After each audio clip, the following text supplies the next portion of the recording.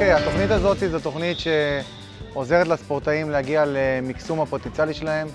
אנחנו מחפשים לתת לילדים האלה את המסגרת המקצועית, את ניהול החיים הספורטיבי.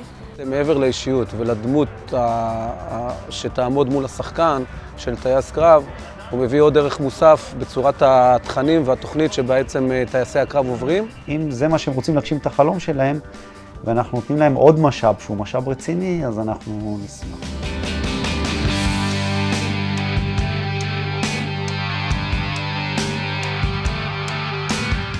אני חושב שיש הרבה כלים בתוכנית שמיים שכטניסאי, שבסופו של דבר מתמודד לבד על המגרש, יכולו לתת הרבה מאוד עזרה במצבי אמת. אני עושה תדריכים מאוד מאוד טובים ומאוד מאוד מדויקים,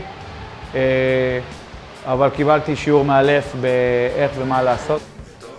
בהחלט אני חושב שהפידבק שאנחנו מקבלים הוא חיובי, וכן יש מה שנקרא שיח סביב נושא התחקיר. אני מאוד אהבתי את נושא התחקיר.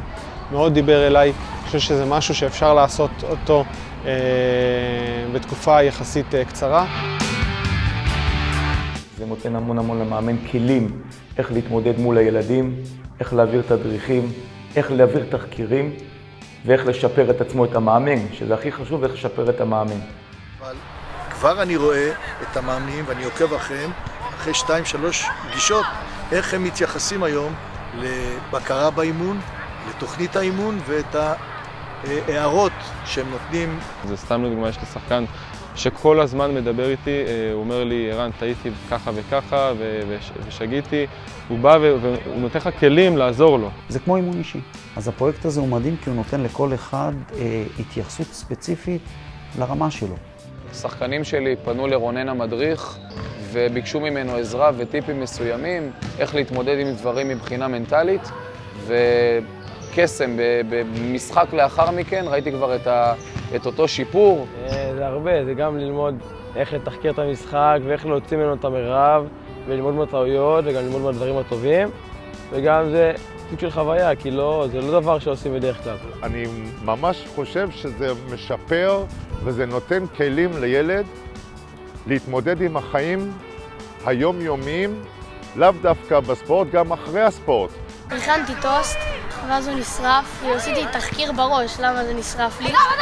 ואחרי זה הכנתי עוד טוסט, ואז עמדתי לידו עד שהוא המוכן.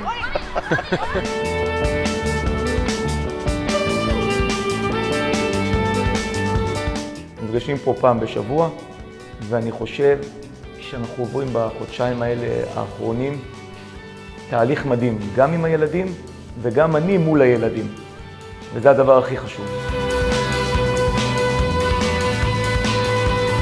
אני חושב שזה מבורך, כל מועדון ובטח כל קבוצה כדורסל שיכולה להשתמש בכלי הזה. זה כלי שכל ילד ירוויח גם לכדורסל וגם לחיים עצמם.